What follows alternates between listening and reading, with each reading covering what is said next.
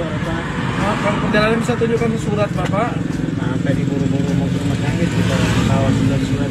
Ini mobil Bapak dalam keadaan baru, itu belum ada. Kalau belum ada surat izin dari kirnya itu belum boleh dipasang.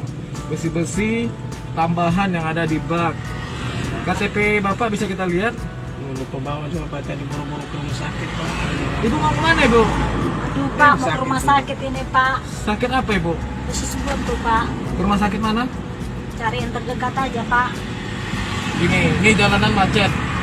Karena ibu bapak bawa orang sakit, saya harap maklum surat-suratnya itu dalam keadaan tinggal.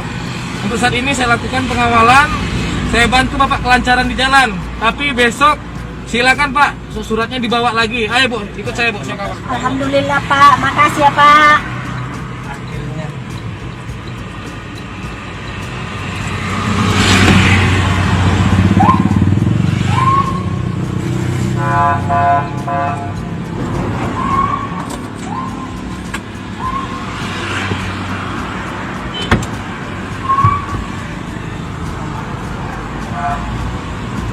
Alhamdulillah Pak, makasih udah nolong.